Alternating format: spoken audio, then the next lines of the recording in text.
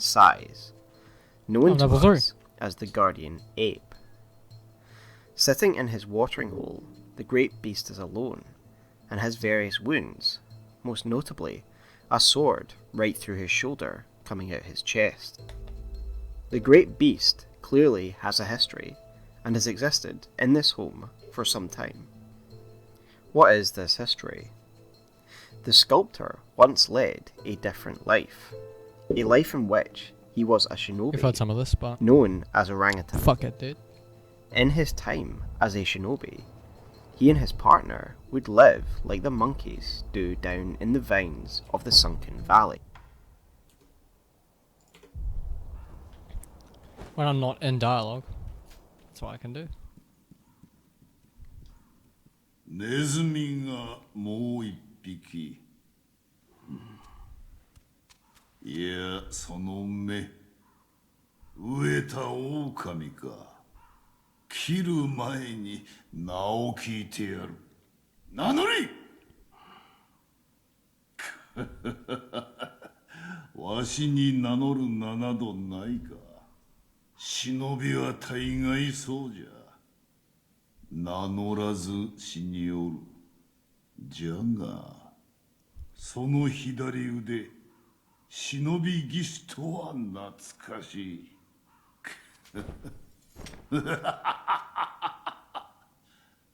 なるほど。石腕の狼か。気に入ったぞ。ならば、SEKIRO、お主をそう呼ぼう。お前は何だ。わしはアシナの天狗よ。おうSEKIRO、お主もネズミ狩りをせぬか。何だと。このアシナにはネズミが入り込んでおる。うじゃうじゃと我が物顔でな。ネズミもいろいろじゃが、それを片端から切り捨てるのよ。どうやらお主にも人斬りの才がある。その才を磨くのに役立とう。どうじゃSEKIRO、ネズミ狩りをせぬか。承知した。よしSEKIROよ。ならばこれをくれてやる。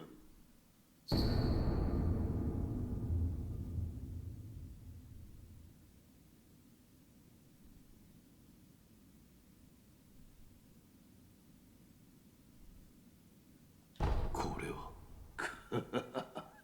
ネズミの切ってまい。さすればお主の戦に切ってまい。さすれば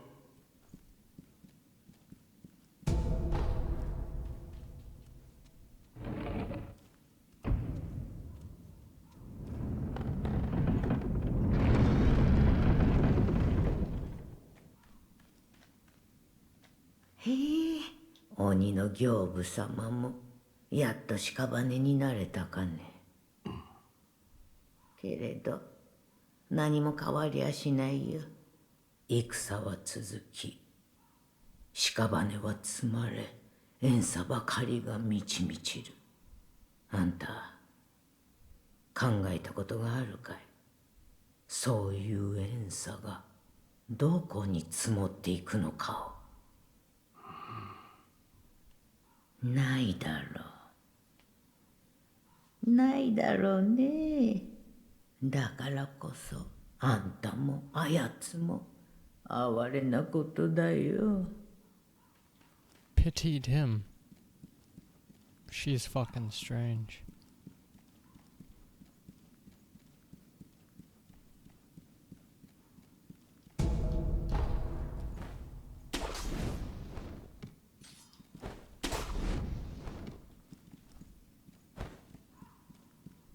I can draw my sword up here.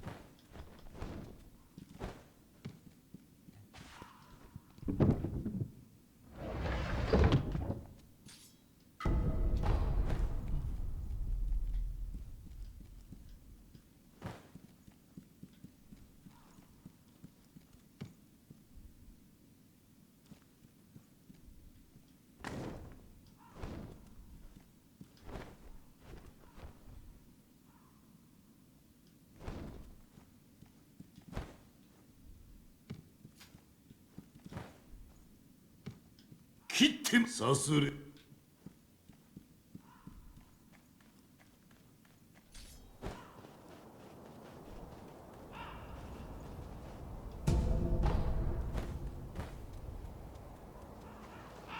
極根死者ゆえにさあ。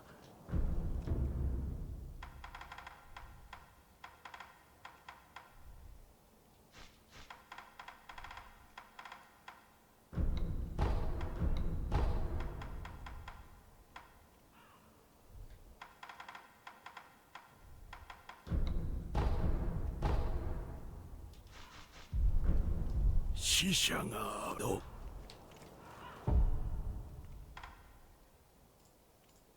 And we can link this character that's been described in the item descriptions to the sculptor's old partner, due to the fact that this is the item he described in his memory. The malcontent prosthetic expands upon this. Kingfisher is etched onto the ring. The kingfisher's cry could be heard along the waterfront of the sunken valley. Now she cries no more. The orangutan and the kingfisher would fight, drink, and train here together. Yet something happened. The guardian ape appears to have come into conflict with this shinobi. A sword has been embedded in his neck, as if a permanent reminder of the battle between these two. The finger whistle, described above, is found partially digested inside the guardian ape. What is clear to me is that the kingfisher and the guardian ape clashed, with the kingfisher embedding their sword before being at least partially devoured by the guardian ape. But why? Well, maybe the answer lies in the environment.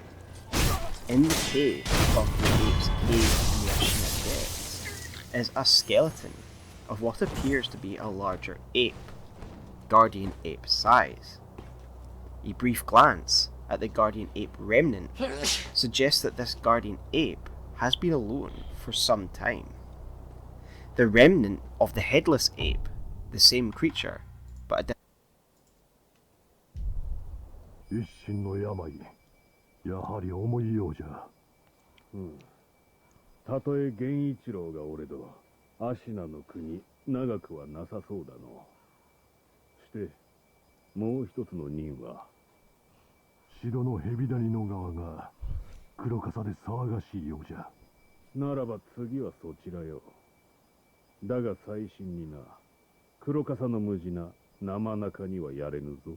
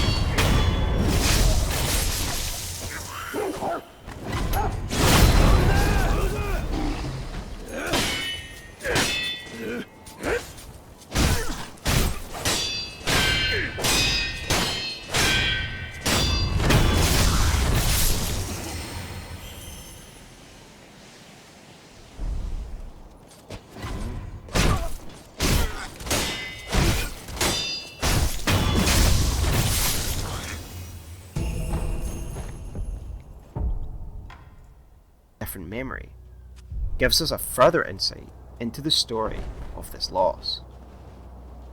At one time, the guardian ape shared its den with a mate, but he alone became infested, while the other passed away. Now even the flowers offered in tribute to her passing have withered to dust. These remnants remind us how lonely the life of the undying could be, especially if one loses their mate as a result of outliving their mortal partner. How tragic to watch the one you love wither and die, while you never age a day. The lotus flower description tells us that the guardian ape is looking for a new mate. Clearly, if we look at the corpse of his previous mate and how much it is decomposed, we can determine that a long time has passed since he has had companionship. Perhaps the kingfisher came too close to his special flower. This seems very possible to me. The description of the lotus of the palace tells us that he tended to it carefully, implying he was very protective of it. Maybe it is as simple as the kingfisher encroaching on his territory. To the infection that was coursing through his veins, his watering hole being the root cause of his infestation. For we know that the waters that flow into this pool flow from the Fountainhead Palace, the entrance to the divine realm at the foot of the divine dragon's tree. Indeed, we can see these waters from above, as if from the palace and the divine realm. The fragrant flowered note elaborates: you may find a key where the waters of rejuvenation merge in a deep pool, a white and deeply fragrant. The lotus grew as a result of these pooled waters of rejuvenation, but we know that the waters were inflicted a stagnation over time. This is fitting, for in real life, still unmoving waters in this pool are considered stagnant and breed bacteria and disease. Likewise, the rejuvenating powers of the waters become stagnant and breed the centipede parasites that we see in those that are infested. These waters became host over time as they stagnated, and as the guardian ape sucked on the water from his watering hole, he inadvertently became host to this infection. We do in fact see the ape greedily drinking the water when we first arrive, so this isn't too much of a stretch. When we behead the guardian ape, we can see that this parasite has grown large and fat from having such a powerful host all these years, and it is not willing to let decapitation get in the way of its symbiosis. The body shudders and reanimates, the parasite commanding the body of its headless host, like a puppeteer. Once we strike it down, it vanishes, and we hear its cry echoing throughout the valley. Indeed, the remnant of the guardian ape says this: perhaps the echoing roar of the guardian ape was in fact a solicitation of sorts. The headless automaton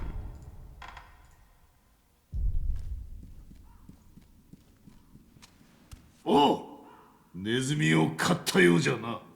おう、やはりお主には人斬りの才がある。よし、褒美じゃ、取っておけ。これは足名流じゃ。流派というても堅苦しい決まり事などない。ただ戦にかネズミ狩りに、何よりお主の戦に足なり。流派というてもただね。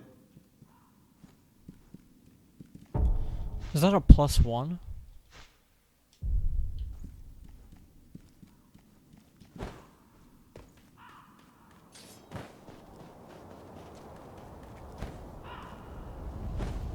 That would be amazing, but I doubt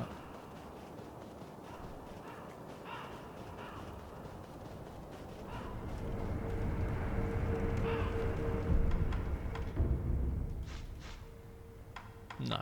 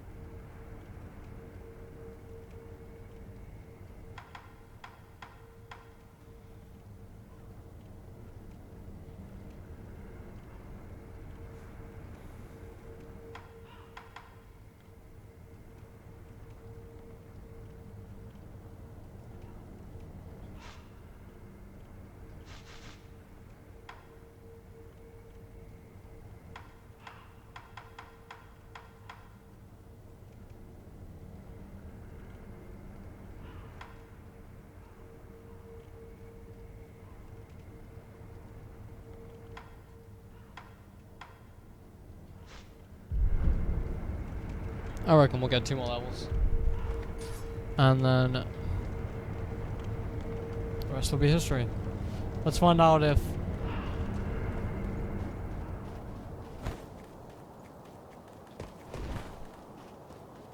how much XP I get from killing these guys.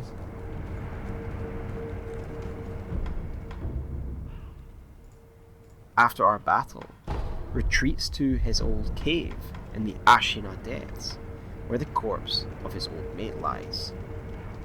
As we fight to finally end the colossal beast's life, it seems like his cry did not go unanswered, for another ape, a new possible mate, drops in to join the battle.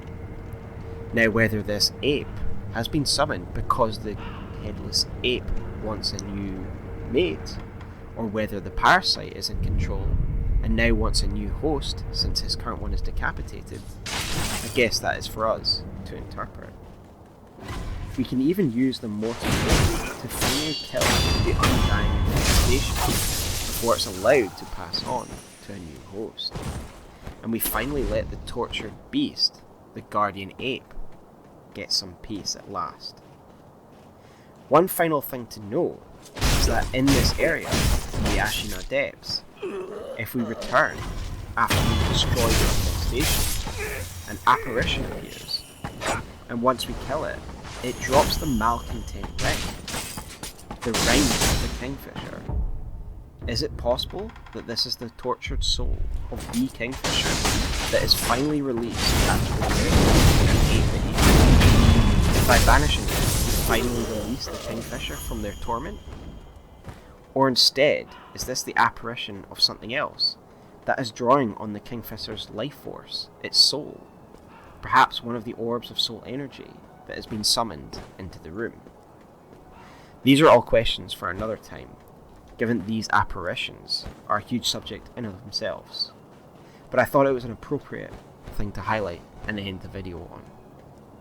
So thanks guys, that's my take on the story of the Guardian Ape, a bit of a sad one. So if you like this content, please give that a like and subscribe. I appreciate the support.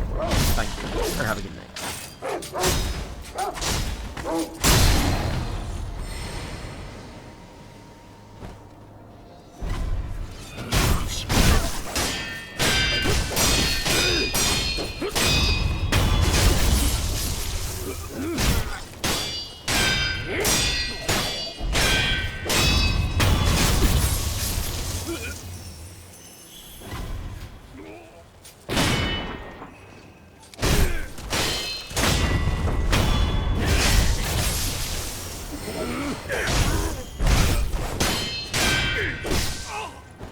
Most likely, the first time you'll hear the name Tenori with Genichiro. After you beat him, he discards his armor and draws power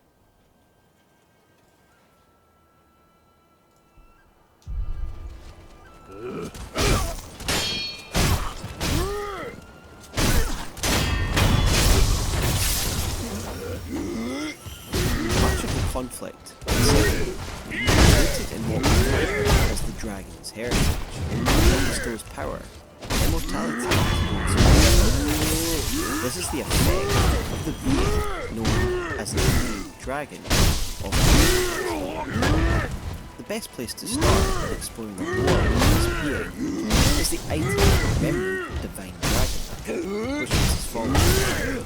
The divine dragon of the Everblossom came from the west long ago, eventually making its way to this land. Some parts of Ashina are exceedingly old. Water coursing through rocks and soil allowed the dragon to take root. The dragon is not native to Ashina or Japan, it would seem. It came from the west. But where is this west? Most obviously, it is not likely to be from Europe, given the cultural basis of the dragon. If it is from the physical world, to me it is more likely to be from China, which is of course Western Japan. Yet that being said, I believe that the dragon is from a metaphysical world rather than a geographical kingdom. The divine child of the regenerated water says that dragon's heritage was set free from its homeland, and it drifted here to Japan. In Buddhism, there is a mythological place called Go-Kurako, or Ultimate Bliss, the Western Pure Land. The Western Paradise is a place in where one can be reborn if you follow the 4 causes that can get you there. I will link some further reading on this in the below. In the return or true ending, we make a journey to the West, and if we look at the Buddhist myths, this is actually a journey to the great interest, given the whole theme of the dragon rock. Even more interesting is the fact that this rock can start very easily if there are wounds or cuts in the bark of the sakura trees. The dragon is missing his arm and has a gouge in his bark or skin. The dragon is the tree, and this is why the petals of the Everblossom are often associated with the blood of the dragon heirs. The blood of the dragon is the blood of the sakura tree. When we decapitate ourselves in purification, 300. the petals of the Everblossom burst forth from our blood, as this is the blood of the dragon. Indeed, when we even cure dragon rot, we also see petals of the Everblossom spreading out to give back that which was taken. The sakura droplet also alludes that the physical tree is the source of the dragon's heritage. The dragon's heritage is the direct bestowal of the immortality of the dragon. Those that are blessed with this blood have the dragon's blood running through their veins, as mentioned before, and is represented by the petals previously mentioned. Sakura are symbolic of renewal and the fragility of life, given that the sakura flowers are very short-lived. This is fitting, given that the sakura dragon offers an everlasting life, in contrast to what we usually associate these trees with. Takeru and Kuro, 2 examples of direct images of the dragon's blood. Hand in hand with these heirs are the oathsworn of the divine heirs, which are those that are given the dragon's heritage directly by the dragon himself, by supping on his blood. Such is the fate of SEKIRO after his death, to at the head of his stake. There are differences here between the oathsworn. As SEKIRO, we can still bleed, be hurt, and in essence killed, albeit permanently. Unlike those who directly inherit the dragon's blood, they cannot bleed without the assistance of a mortal blade. We can see from the item the divine dragon's appearance that the dragons are essentially everlasting in regards to their physical bodies, and it would seem that the divine heirs share in this heritage. In a way, They are a part of the dragon itself. For the quest item Holy Chapter, Dragon's Return, reads as follows. I pray for the dragon's return. Undying, lo, let us wait an age, for the divine air to assimilate the cold dragon tears, for the cradle to consume the pair of serpentine fruits. Let the cradle endure, giving him shelter, granting his return to the west. This text talks about the dragon's return, yet it seems to conflate the dragon's heir with the dragon. As per the text, it suggests that Kuro is in fact a constituent part, given that he is a direct heir of the dragon's bloodline. This direct heritage is unlike the rejuvenating waters, which are a derivative version of the vitality and immortality bestowed by the dragon. There is a memory that we can witness between Emma and Kuro, where Emma describes that the waters spring from the dragon's blood, and thus from the Sakura tree, and in a way is part of the dragon's heritage, just in an indirect manner.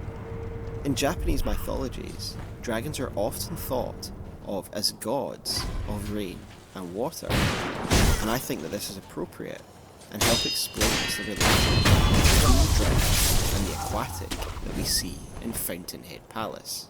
As I've mentioned before in my Ape and Divine Children videos, the rejuvenating waters flow from this tree down through Fountainhead Palace and eventually into the lands below. In fact, if we look at the environmental details in this area, we can see the exact spot where these waters begin to flow. That is the shrine where we enter the Divine Realm. The waters flow from here, down the steps, and eventually into the body of water at the bottom, which will then drop down from Fountainhead Palace through a waterfall and end up in areas such as the Sunken Valley. The spirit tree would take root in the region, which would become known as Fountainhead Palace, and it is appropriately named given that it is the fountainhead for these divine waters.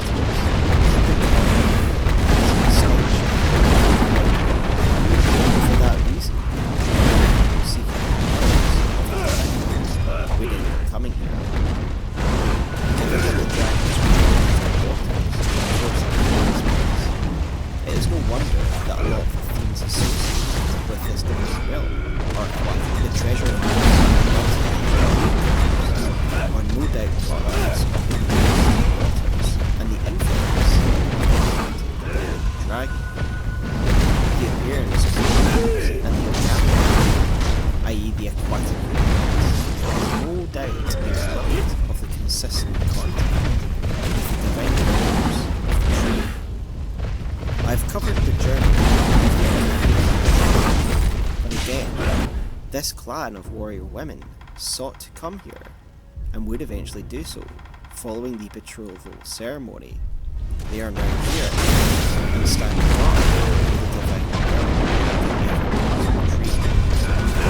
Know from the dancing dragon's palace that these dragons held the tree within with and states the women near this to the palace.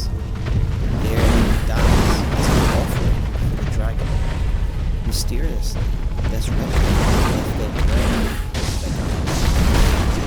The mass describes the offerings and religious ceremonies of the clan in order to receive the power of the dragon. As with everything to do with the dragon, it was worshippers. This isn't the only sign of worship of the dragon at Fountainhead Palace. For example, there is the betrothal ceremony itself, which is as a religious aspect. The corrupted monk in the bridge is actually a priestess who suggests a position in a religious organization, most likely. There is also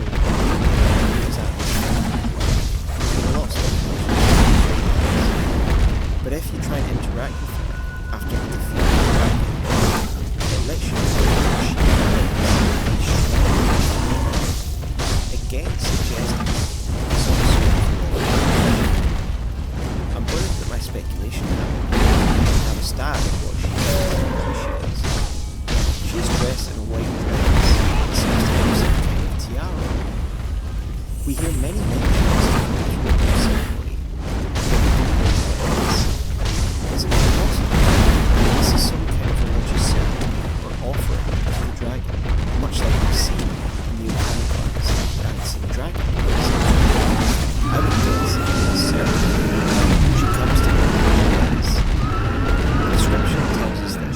dreaming. She is asleep.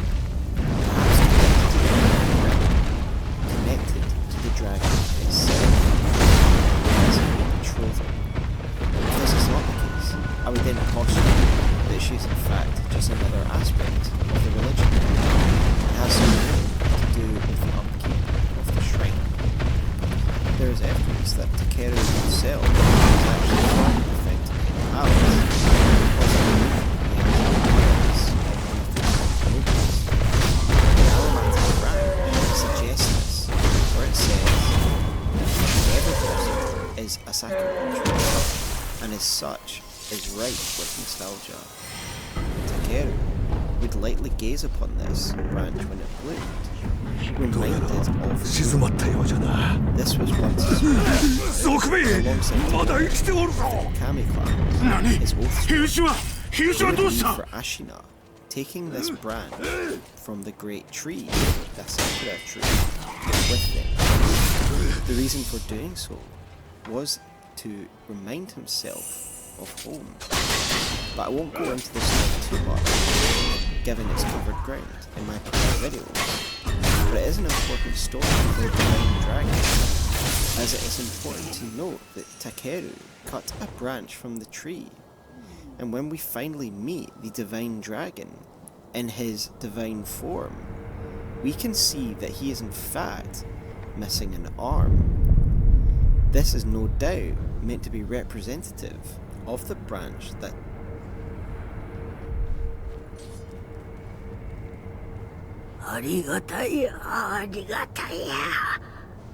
何を拝んでいる？はい。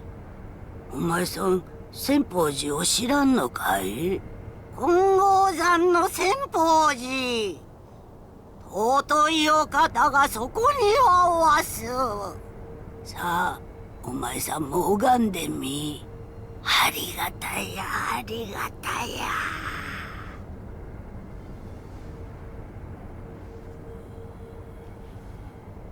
ありがとう。おさは。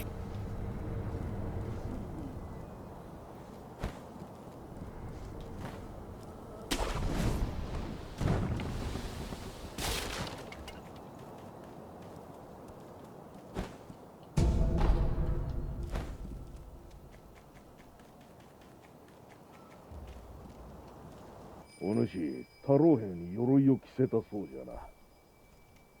ああ、あやつめ、ぐずりおってな。まったく難儀な仕事じゃった。だがその甲斐はあったのではないか。あの巨体と攻撃に加え、今や刃も通さぬのじゃからな。まあ、その通りじゃが、無理くり着せているからの。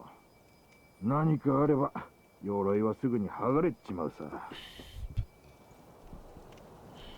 I thought I'd have to rip off pieces of armor when I first heard that eavesdrop.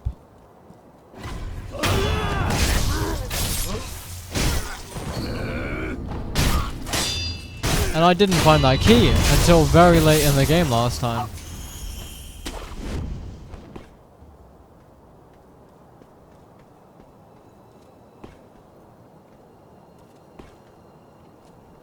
He's in a different position from when I remember him, where I remember him being.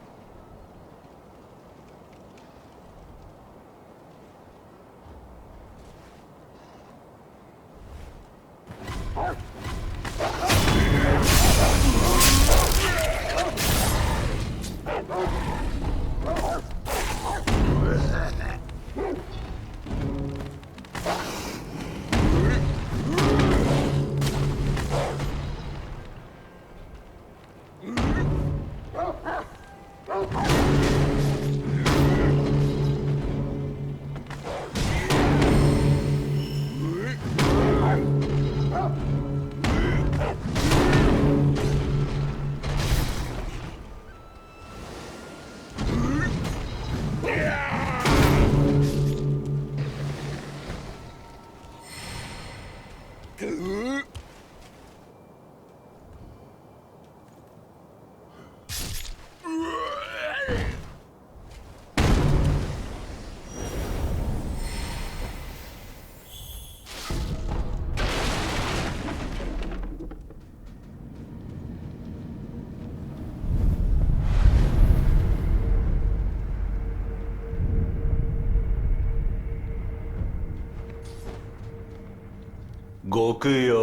死者が怪我。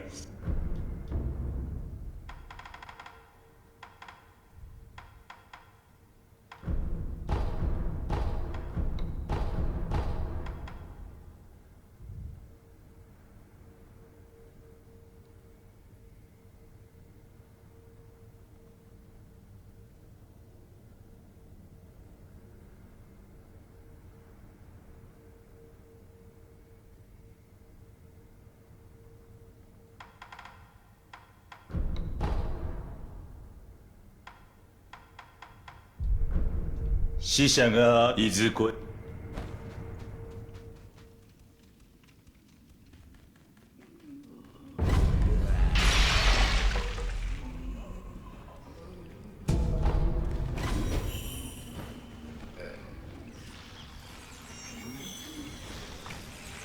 あなたは、ああ、もしやそうだ。やはりあの任を受け。私は道中落ち水の施術の支度を。早速ですが、忍びのお方、師匠から預かった文の司祭はこちらに。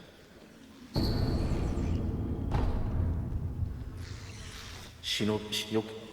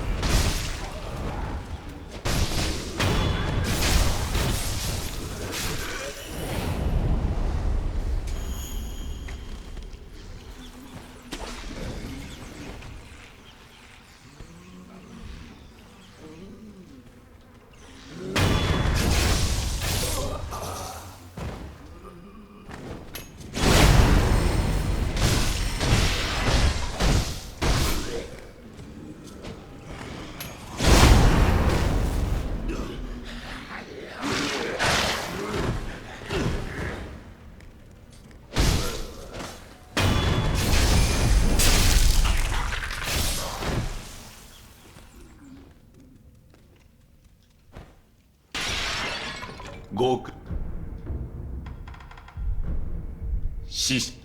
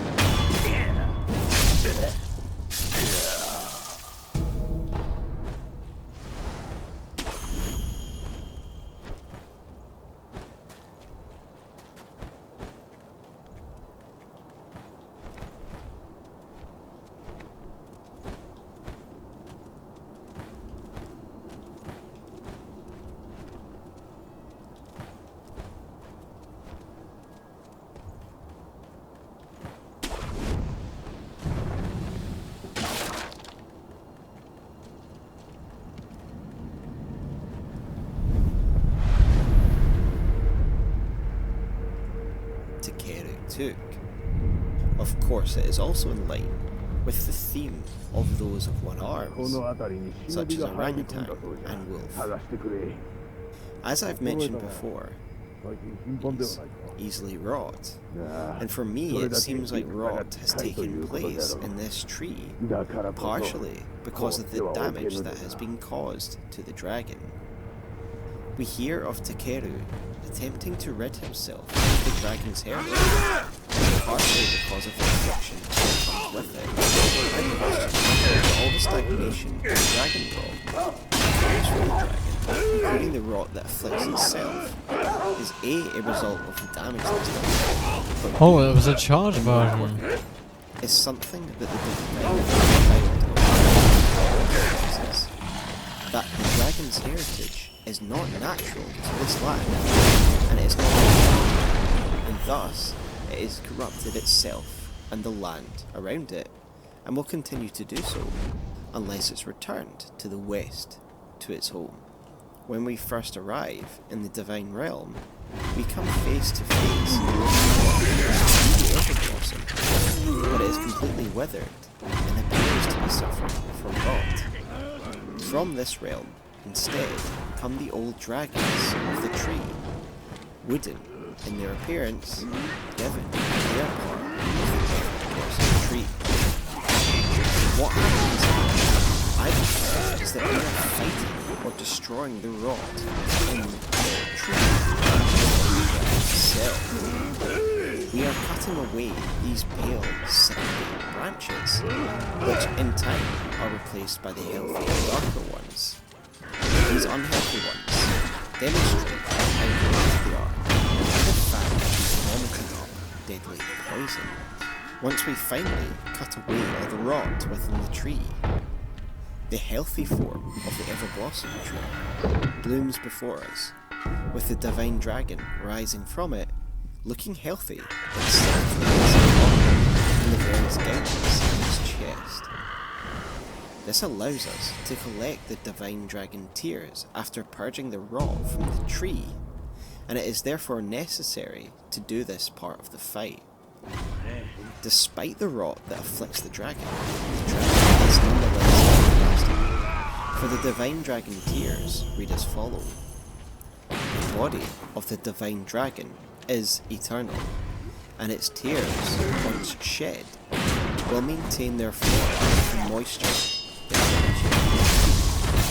No matter what ailment it suffers, and suffered it has, the dragon will continue to exist, no matter what, and this includes the corruption that we find. Given this, the permanent solution to the existing dragon is the path that we choose in the return. Given that the dragon can exist forever, even in its afflicted form, we cannot simply kill it to dispose of the dragon's rot. Instead, the divine child of the rejuvenating water suggests that we must return it, return the dragon's blood and those connected to it to its rightful place, the West, which we discussed at the beginning.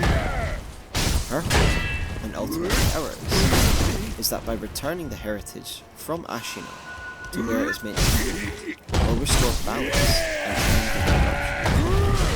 The dragon does not move, and until something permanent is done, its rot, and plague of undying infested will continue to infest the land. Thanks guys, that's my take on the Divine Dragon, where it's from, what it's doing here, and what the rot is.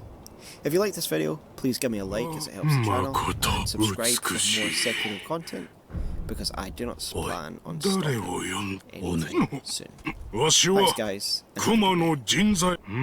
見かけぬ顔だが、いずこの組将か。赤瀬。これは五分忍び衆ならば。この辺り音をたどってきたところ。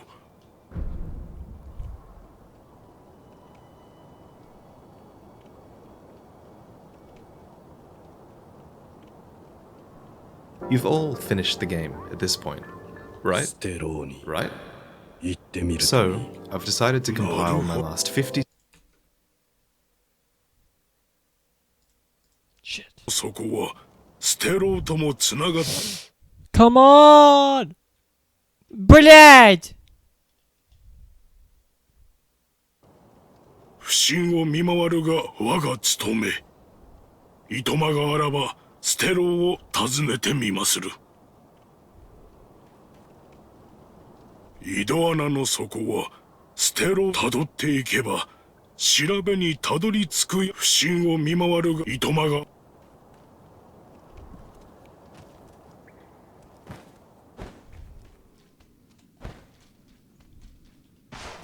様。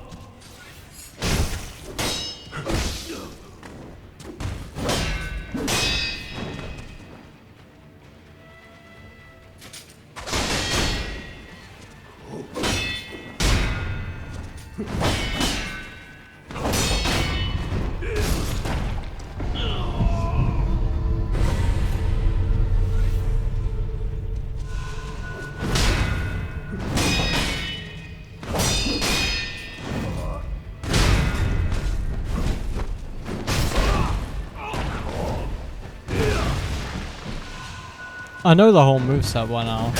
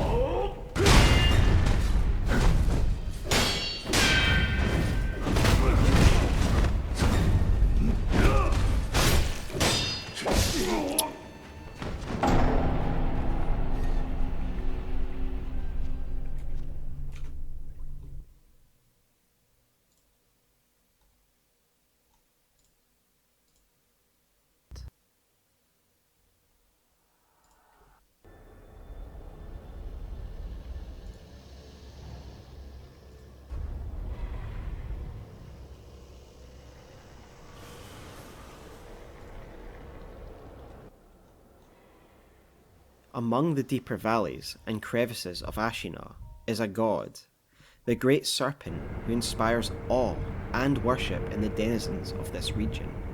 We know from various references in the lore that this being is considered a god. In Shinto, serpents are often considered to be a minor version of a dragon, and I believe this to be the case in game as well, especially if we consider the lore around the cradling ritual. The holy chapter, Dragon's Return, description reads as follows. Undying, I pray for the dragon's return. Undying, lo, let us wait an age, for the divine air to assimilate the cold dragon tears, for the cradle to consume the pair of serpentine flames. Let the cradle endure, giving him shelter, granting his return to the west. The viscera of the snake is used for the cradling of one of the divine heritage. This seems to at least suggest some kind of kinship between the serpent and the dragon, however distant, given that the viscera are actually used to bring the divine air back to the west. However, of course, the great serpent is very different from the incorporeal divine dragon that we meet in the game. For the serpent is a being that is very much based in the world. In Japanese mythologies, thanks to their ability to shed skin and rejuvenate themselves, they can live to be thousands of years old. And we see evidence of the great serpent having shed its skin in the ancient outskirts, which is a great piece of important storytelling. And it makes it seem more real than an actual god. And it may be a way of illustrating the great serpent's longevity and lifespan. Okay, I can't be I dodged. also believe that there are fur or whiskers on the body and the face of the great serpent that we end up finding. And I think this is another great way of illustrating, or at least make it look like the great serpent has lived for a very long time. And indeed later on in this video I will compare the great serpent to what appears to be a younger version. White serpents are also synonymous with Ben's a Japanese Buddhist deity, a goddess of wisdom, wealth and fertility, who is often sometimes represented with a serpent in her necklace. Serpents and dragons are often seen as her messengers. Herself can often appear as a great white serpent, and I will leave a link to more reading on Ben's below. Given the great white serpent's association with Benzaiten in real life, I feel like it's very clear that this is the source material for the great white serpent, at least in some respect. And if it wasn't on the nose enough for you, there are a number of iconography that we could look at in the game to look at this representation. In the Gunfort Shrine, there is a really interesting statue. This shrine is dedicated to the great white serpent, and in here, there appears to be a female deity figure holding or cradling a white serpent in her arms. If this is meant to represent the great white serpent, then the scale of this woman certainly seems to represent a goddess or other deific figure. This type of iconography is then repeated in the deep shrine found within the Serpent Cave of the Sunken Valley, where we again see another goddess figure adorned with a serpent. But we will analyse these shrines in greater detail later on. I only highlight it to highlight the similarity between this goddess and Benzaiten from real life. I find this to be a pretty ongoing theme of some kind of in-game goddess, whether it is Benzaiten or not, being associated alongside the god snake. Now, it doesn't necessarily need to be this exact god. It could be a fictional god within this universe. However, I definitely buy the association between this mysterious goddess figure and the great serpent, suggesting the great serpent is a form of, or a messenger of this female figure. Given that Benzaiten is worshipped for wisdom, wealth and fertility, it could suggest the reasons that the great serpent is actually worshipped for. I will now hand you over to Jake, the Ashen Hollow, to dive deeper into the worship of this beast. Describes the serpent as a being who is worshipped in these lands as a god. We can find further evidence of the worship of this being, for the people of the valley would actually sacrifice people to this great serpent.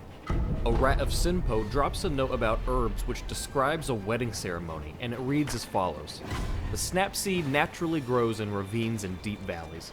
According to the denizens of the Sunken Valley, such places are appropriate for offering oneself in marriage to the great serpent.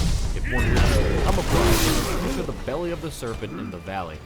Again, another wedding ceremony. Yet this time, instead of ascending to the divine realm, the bride of the serpent ends up as a slave. You can see the sacrificial spot deep in the valley where we encounter the serpent and the wedding palanquin where the bride will be offered to the great serpent. This indicates that the denizens of this region were so afraid of the great beast that they would feed it snacks to keep it at bay. To make it more palatable, it seems they would dress it up as a religious rite. Maybe that's just the cynical, and another way to look at it is that they truly believed the religious benefit of this ceremony and their god. Maybe this does explain why the god simply doesn't come above ground and attack Ashina, because he is satiated by his offerings and by those who trespass into his realm. Aside from the religious rites associated with the Great Serpents, there are a number of shrines associated with the Great Serpent. There is a shrine dedicated to the Great Serpent just behind Ashina Castle before the entrance to the Sunken Valley. This shrine is enclosed by tori, which are gates that mark the transition into sacred spaces, as well as a number of shimenawa that enclose the same. Both of these nice environmental details add to the idea that the worship of the Great Serpent is considered sacred in these lands, that to them, it is a real god. Thanks for that, Jake. If for some reason you were not aware of the Ashen Hollows channel, I'd highly recommend you check it out, and I'll leave a link below for some of the best Souls lore content that there is. The shrine that we find at the entrance to the gun fort is clearly a religious chapel dedicated to the Great Serpent, which possibly suggests a worship amongst the denizens of this fortress and the Sunken Valley clan, as they are called in the guidebook. If we look at the 5th prayer necklace, then we can see that the Snake Eye bosses are the named commanders of these peoples. The name Snake Eyes and positioning of the nearby Serpent Shrine is not a coincidence to me, suggesting that these women are the eyes of the Great Snake. The orb which this great beast is so important to these people, and they no doubt see it as an intruder of God. As mentioned, there is another shrine deeply in the valley, and this is in a cave below the surface. And this is where it gets really interesting, for this cave actually connects back upwards to the poison pool of the Ashina depths. First thing of note then is that the Snake Eye boss in the poison pools is not actually randomly placed, given the entrance to the poison cave below it. You can exit the Serpent Shrine, the home of a Great Serpent itself, right onto the poison pool. She is no doubt here because of the proximity of one of their gods, and is possibly standing guard over the lair amongst her soldiers. Second thing, there is a different Great Serpent from the Great White Serpent that we blinded before this point. If you look carefully, this serpent in the cave still has both of its eyes. This is not a developer oversight, as we see the blinded serpent in other encounters. This is just the first clue that this is a different serpent. Secondly, remember the fact the Great White Serpent had whiskers or fur as a sign of age, as I mentioned before. Well, if you look at this snake, it is remarkably smooth, and does not have any fur at all, and in my opinion it definitely makes it look younger. Finally, if this doesn't have you convinced, there's a gameplay perspective. You can still encounter this serpent over and over again if you have killed the Great Serpent in the valley. I've actually tested this and went back a number of times to see if it would go away as some kind of glitch, but it didn't, once again confirming that this is a different serpent from the Great White Serpent of the valley. What is also interesting is that this secondary serpent seems to be venomous and the source of the poison in the poison pools. If you attack its body in the cave, It reacts by projecting its venom through the natural geothermal vents, giving us no doubt as to the source of the poison. This cave is the perfect place for a serpent brood. There appear to be hot, natural thermal vents that would allow for a humid environment in which to sleep and breed. The implication that there can be more than one of these beasts is extremely interesting to me. It could mean that there hasn't been the same one that has been worshipped all these years. It also suggests that it can possibly breed, although we are now speculating at this point. For me, some of the best lore comes from the implicit storytelling of the shrine in this cave. The first thing to note is that again we find a number of enclosing ropes, or shimenawa, marking the entrance to a sacred space. In this temple to the Great Serpent, we also see a number of bodies, as well as a bloodied shrine, or altar, to the Great Serpent. We see there appears to be again a female deity holding a snake, once again harkening back to the real-world myth that I alluded to earlier. This altar to the serpent deity is heavily stained in blood, and in the hand of the statue we find the dried serpent viscera, which is an older organ of one of the serpents. The description of this organ tells us that these organs are worshipped as the gods themselves, and it explains its presence in this shrine and in the altar. However, the blood on this shrine, to me, looks very fresh and wet, and the presence of corpses here, to me, suggests the possibility of some kind of ritual sacrifice in honour of the Great Serpent. We know this happens in regards to the full marriage that Jake described earlier, and I don't believe that it is a leap to assume that human sacrifice happened down here as well. I imagine a lot of you are also asking about the cave, and what on earth the blindfolded men are that jump out of the walls. There isn't much lore at all in these guys, but they seem to actually be corporeal humans, not ghosts, and the guidebook calls these rock divers. The only sense I can make of these people is that they must be here to defend the serpent, and that they are so fanatical in their worship of the serpent that they literally entomb themselves to guard this cave. They then ambush anyone who dares violate the sanctity of the serpent's habitat, which explains their aggression towards us. Ultimately, whether this serpent is really a god, the messenger of the divine, or simply a powerful being that commands worship, the Great Serpent is no doubt a powerful force in this region. The fact that we discover there is more than one of them, possibly hinting at a brood below the surface, is very interesting, as it suggests that they haven't been the same Great Serpent that has been worshipped the entire time. It also suggests something for the future, that even after we kill the older, original Great White Serpent, there is a chance that this younger looking one will simply emerge and take its place, with no one really noticing the difference. So thanks there guys, that was my video alongside Jake on the Great White Serpent. I hope you enjoyed it. I know there was a little bit of speculation there at the end. I just thought it was nice, the environmental details that we noticed, and I just wanted to talk about that. If you like this video, please give me a like and subscribe. Thanks a lot.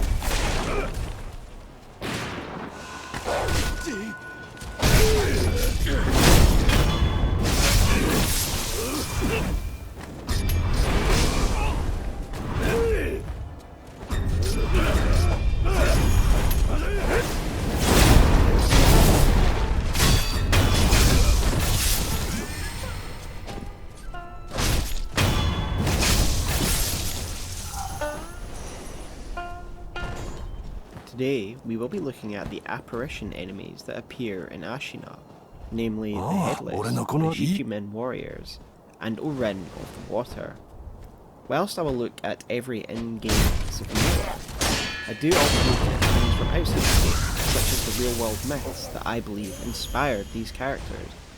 So please bear in mind that given there's not a lot of in-game lore for some of these enemies, I have come up with my own theories based on what the real-world inspirations can tell us about these characters. And with that being said, let's go into the first of these apparitions, and that is the Headless. The first of the mighty headless apparitions that we face is most likely the one that has been trapped in a cave on the Ashina outskirts. There is a note that has been pinned to the entrance of the cave, which tells a story of Ashina troops struggling to contain an unstoppable monster. Without being able to kill the apparition, they have condemned this cave and warned that it will remain contained. This apparition clearly takes on the appearance of a deceased, decomposing and decapitated. The beginning flavor text to the item Spiritfall gives us an idea of who these bodies once were. They were heroes who fought for their countries. It also says, and I quote, "Headless are the ruined form of corrupted heroes." Now let us break this down pretty carefully. They are the ruined form, so we can assume that this appearance is ruined because they are tortured apparitions, and doesn't necessarily reflect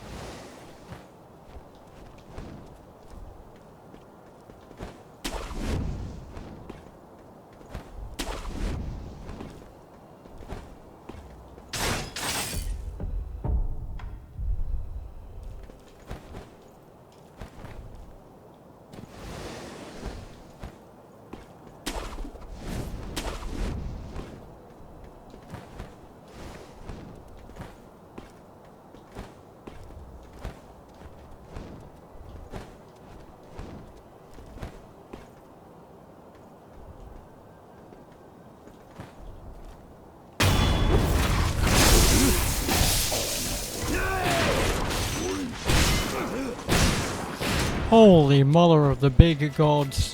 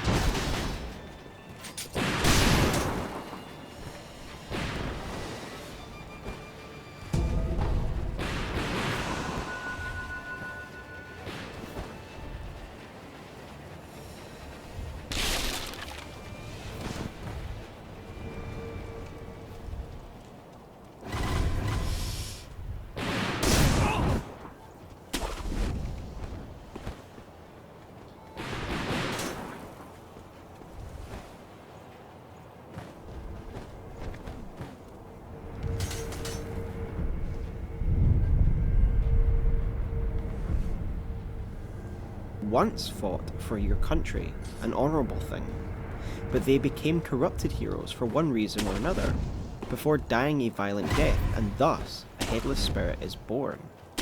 The symbolism of the lack of a head is therefore quite fitting. Symbolically, a headless man can represent the loss of ego, or more importantly, the loss of an identity. These individuals have been made hurt as a result of using their strength for egotistical and self-interest, and thus a beheading and losing their identity is quite fitting, because we don't even know who these heroes are. Their names do not even matter anymore. What is also interesting is their closeness in appearance to what the guide, the official guide, calls Shura Samurai, who are the big guys who curve swords like Juzo the Drunkard. They even wield the same curved weapon that the head. Now, if anyone meets the criteria for a corrupted former hero, it is Juzo the Drunkard. You're fucking the seventh kidding prayer me. necklace reads as follows. An unrivaled sumo wrestler once served a great feudal lord. Dismissed after giving to drink, he fell to a life of brigandry, and so he was dubbed Juzo the Drunkard. This almost exactly matches the description of a headless apparition. He was once a respected person at court, a respected warrior, yet he became a drunkard and became corrupted. and in his own words when we eavesdrop him, he only cares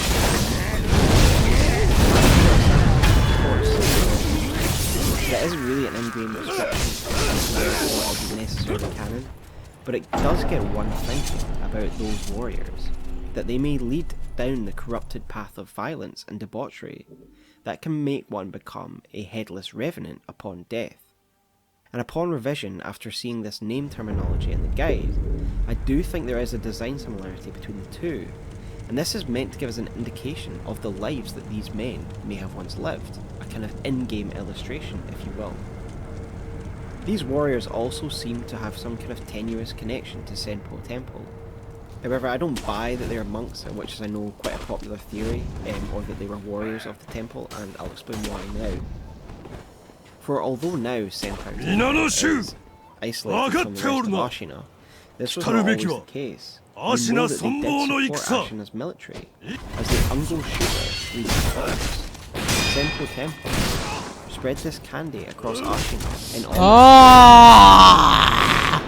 I think this item description is key in partially debunking the popular opinion that these headless are either monks from the temple, or that they are people that the candies are named after.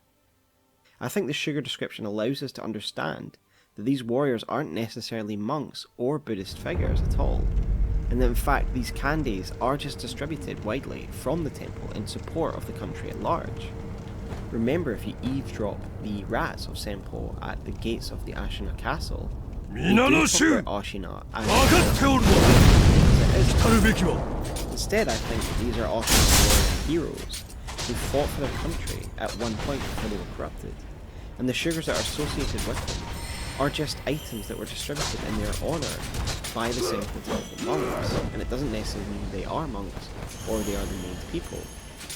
In the case of the Ashina outskirts headless, we can just assume from the context of where he is that this was a soldier who was beheaded in the fight against the central forces, whether on either side, and then rose as a deadly revenant afterwards. Yash Haraku's spiritfall tells of us how his twin died in utero, and this warrior then fell to the palace nobles. Upon his defeat, he was obviously decapitated and then thrown to the bottom of the lake. Because of the violent death that this warrior suffered at the hands of the palace nobles, he comes back as a vengeful spirit. But unfortunately for his brother who never even lived, the twin is actually brought back in spirit form because he doesn't actually or ever have a body. If we apply the formula for corrupted heroes that I mentioned before, we could maybe assume that this hero was at the palace for where he was killed. The Ungo Spiritfall tells us a story of a warrior who lost his mind in defence of his country, presumably suffering from some kind of PTSD, before seeing enemies everywhere mutiny. As a result, he was beheaded and then thrown to the bottom of the moat. This is another great example of the headless formula I mentioned earlier. Once a great hero, leads to corruption, but this time madness, and once again is killed, and then rises as a vengeful revenant. We don't know very much about the headless within the forest, as its description only contains a quote from the man who perished, that he was falling to pieces, as he was drawn deeper into the forest to find him. We can only speculate as to what actually happened to this man, but given the nature of the forest, it is possible he died beforehand, or his spirit form was drawn into the forest. Either that, or he simply was suffering from some kind of distress, falling to pieces, being a mental disorder or some kind of other trauma, and he was killed by the dangerous denizens of the forest. However, I prefer lore. I think that's plenty that we can understand of the headless. The lack of lore. If you look really deep, there's actually quite a good story here, and I certainly feel more enjoyment now fighting these kind of famous warriors who already understand the reason that they are facing. Next we will be talking about Hold Down for Water. Her design is obviously based on the Komisu monk of the Edo period, or the monks of emptiness. These straw baskets on their heads represented the absence of ego. What else is interesting is that during the Edo period, the spies and mercenaries would disguise themselves as these monks to hide their appearance and move relatively unhindered throughout Japan going about their business. Now, given her hidden armaments within her instrument and her skill with the blade, this could possibly suggest some sort of past as a spy or assassin. We can get further hints of her story from a real-world established myth that could have possibly inspired her story. I'm going to give credit to a Reddit post here. Reddit user 000Ryuzaki made a great connection, and I will post this below.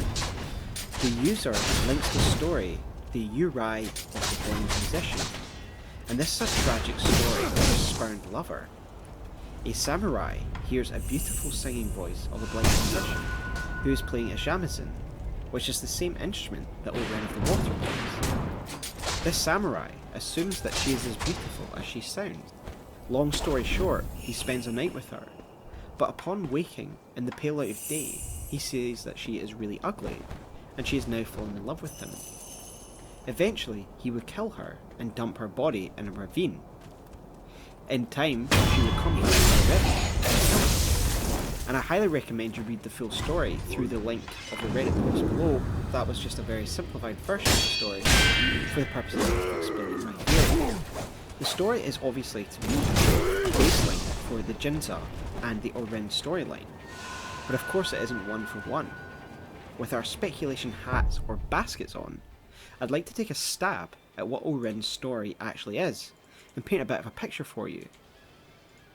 I believe she was a spy or an assassin, but this isn't critical to her story, so just take that if you want. Either way, she fell in love with the noble Lord Sakuza. So let us pause for a moment and look at the we receive from Jinza for completing his quest, Jinza's angel statue. The description of this item has an encrypted quote, and it reads as follows. Lord Sakuza, please take this cloth and use it as a bundle so that you will look. Instinctively, I would attribute this quote to Oren, speaking to Lord Sakuza at the death of a child who I believe they were lovers and having an affair, but would unfortunately lose a child born from this affair. We can get further hints to this connection through the actual normal item of the Jesus statue. The description of this item reads as follows. The bundle of cloth is to at least ensure that the lucky one goes on, reflecting the unattributed quote that I've just read out before.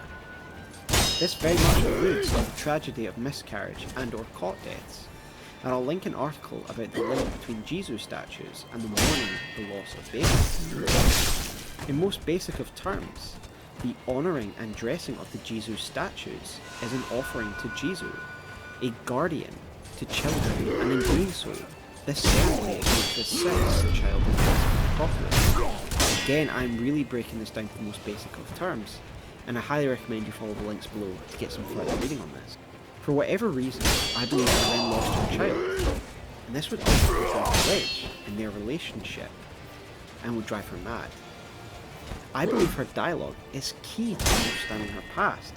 I don't think Oren really understands what time she's in, or has a concept of time anymore, that she is a spirit, and her dialogue is therefore meant to be directed at people from the past, and can be used as a clue as to what happened in the past. She says that I don't know where Lord Sakuza is, or what he's doing. It breaks my heart. If I can't see him, I'd at least like to know. No matter how many times I've said, he never writes me back, and no one will tell me where he is. Actually, sir, can you tell me? Is Lord Sakuza?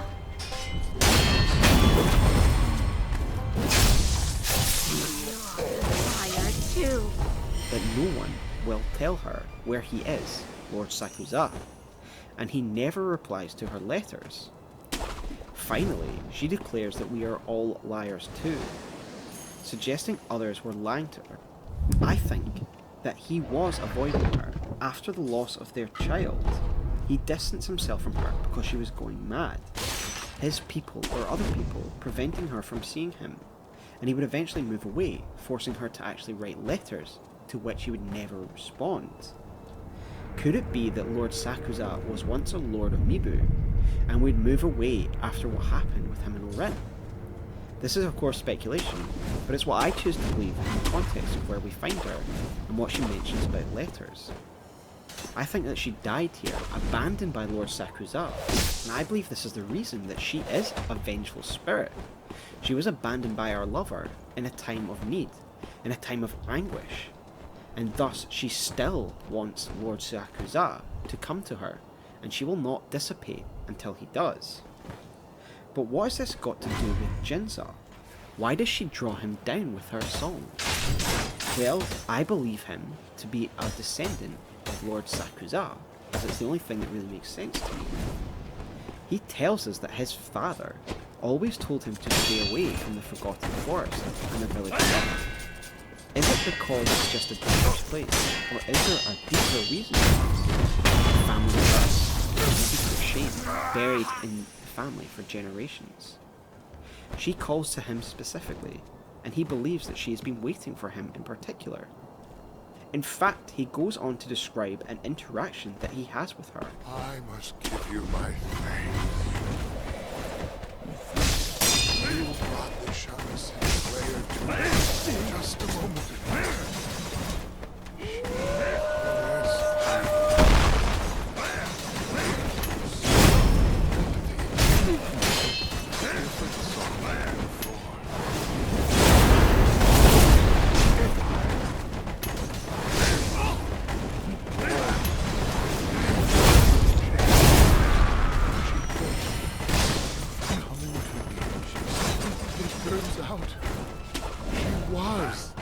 To me this whole time.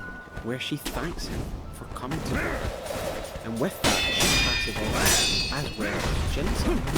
They both die, because this is a curse that is linked to the past. It is a curse that has been passed down the bloodlines through the generation, and she is satiated by the blood of Lord Sakuza. That is what I believe, and that is why I believe she's a vengeful spirit. And the reason that she passes on is that we deliver a family member of her old lover, Lord Sakuza. We're now going to look at the Shichimen warriors. Initially, it might be quite hard to determine any kind of lore about these necromantic Shan. However, there's some lore that we can get from these characters, from their name, from the real-world myths of the Shishinin Misaki, and some surrounding environmental factors. Shichimen literally means 7 faces, and I am now going to show a close-up of the picture of this enemy that we get from the guidebook, and this shot clearly shows that there are many faces on this one body, therefore making the name extremely appropriate. Now, I know there's a very well kind of followed theory that these are the spirits of the 7 spears. However, I don't believe this to be true, given that the individual warriors are meant to be at least 7 faces, and there's only 7 spears of Ashina, and there's only 5 unaccounted for, and there's 3 of these 7-faced creatures, so I just don't think it makes sense. So I'll try and explain what I think they are. I believe that this monster is drawn from the yokai myth of the Shishinin Misaki, or the 7 spirits, and straight away you can see the similarity in the If you want to read a little more about yokai in general, please check out yokai.com, which is a great encyclopedia of Japanese yokai, and I'll link that below. The myth of these yokai is that they bring death upon those that encounter them, like a curse. And in one of the origin myths for these spirits, because there are a few, it tells the story of a lord and his 6 retainers who would die in an unjust fashion and then become vengeful spirits from beyond the grave. And if you look at the details of the Shichimen warrior, we can see that one head on this body sits apart from the other and is quite unique looking, with a kind of red helmet. This could be the lord of this group, just a kind of symbolic thing rather than anything else. These are vengeful spirits. The Valley Apparitions memo describes them as angry spirits with many faces. This suggests that these are angry, restless, and vengeful spirits. Now let's consider their locations. every time that we encounter these spirits, they seem to be conducting some kind of ritual, where they are drawing spirits of the dead in the area, which are characterized by the spirit bodies, which even have the faces, showing they are poor lost souls. I believe in a general sense these are the amalgamation of tortured spirits who died violently or unjust deaths, and so are great targets for the Shichimen warriors to draw. In the first instance, the first time we experience these warriors, it's most likely in the Ashina depths, just before the bottomless hole near the abandoned dungeon. We can see that this warrior is conducting a type of ritual, and nearby there is a very interesting tower monument which marks a grave, and it reads as follows. Here lie the vassals of the Ashina clan, executed after the Great Rebellion. May their spirits rest. It seems that here, in the depths of Ashina Castle, lie the buried bodies of various vassals that were executed after Ishin's rebellion, which is often referred to as the Great Rebellion. In fact, if you look at the exact spot that the warrior is conducting the ritual, he is standing over a massive body, again suggesting that he is killing the death of these poor souls, their vengeance from his own grave. From this often threatening position, I assume that the vassals of the Ashina clan are those that didn't side with Ishin, and then were executed after the rebellion. There's also another interesting point about his placement. He's very close to Dojon's abandoned dungeon theatre, where he's experimenting on various poor souls to play around with undeath, and there are a lot of rejects and victims in this research, and therefore this very much is a place very much steeped in death. Similarly, with the warrior that we face in the Guardian Ape's burrow, it doesn't appear until we have slain the Guardian Ape and its mate. This warrior, when defeated, also drops the hammer to the ground, connecting it to the digested shinobi 2 with the strength of the ape. Now, I'm not literally suggesting that this warrior is exactly that shinobi, but I believe that the spirit is drawing upon the death both of the Guardian Ape and of the digested shinobi within it, and many of the other victims, no doubt, of the Guardian Ape. Therefore, they died violent and unjust deaths, and are angry from beyond the grave, making them ripe targets to be amalgamated within this warrior. The reasoning for the placement of the final warrior might be a little bit opaque upon first reflection, the one in Fountainhead Palace by the waterfall. However, bear in mind that this very much is also a place steeped in death. There is the unjustly killed Headless at the bottom of the lake. This place is dilapidated and decaying due to the sickness of the divine dragon and the dragon rot itself. And above, the highest palace nobles are feuding on the corpse of the fallen. So there is a lot of death here, and it could definitely be drawn upon those who have lost their lives here in various fashions. Ultimately, the Shichimen warriors, for me, are the amalgamation of the dead of Ashina, those spirits who died in violent and unjust means, and who've come together in this necromantic body that finds places of deaths and draws more and more of these souls into their single being, and thus on Ashina. Thank you guys, that is my interpretation. Apparitions of Ashina. I know there's a lot of speculation in there, but again, I think there's a lot of implicit storytelling in Sekiro that we maybe don't give enough credit for, and this is what my interpretation of their design, environmental factors and location, this is what ultimately leads me to these conclusions. Hope you enjoyed this video, and if you did, please give it a like and subscribe for more Sekiro content, as there's more coming and I've got plenty on my channel. Thanks guys, and have a good night.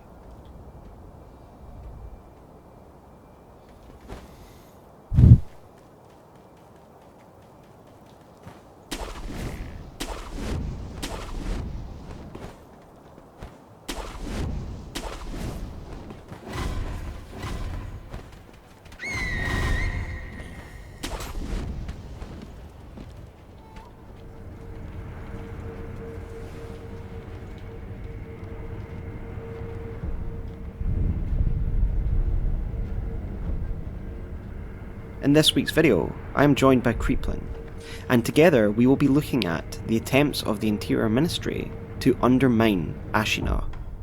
In this subject, we will also cover a wide variety of topics, including the attack on Hirata Estate, the main players there, and what happens.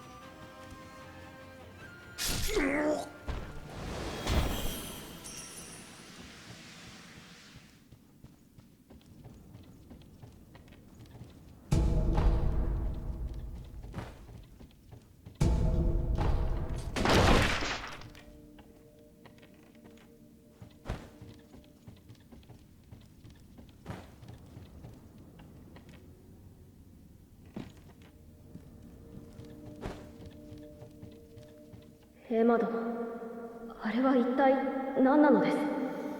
落ち水、そう呼ばれている。あれがアシナの秘策だというのですか？はい、飲んだ者は生中には死なぬ。いえ、そしてその源は？はい、エマ殿、私には。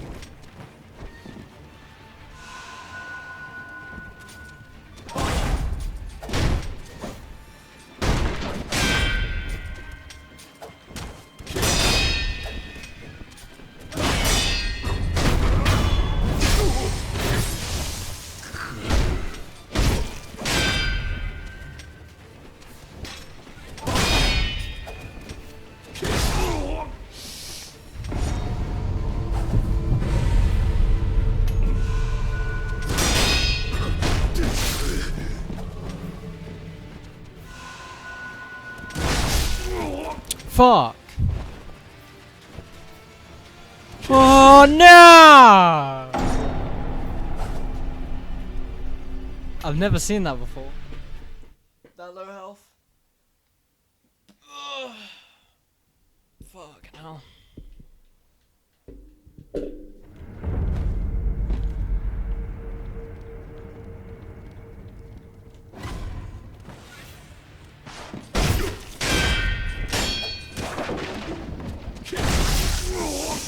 My reaction time is too slow.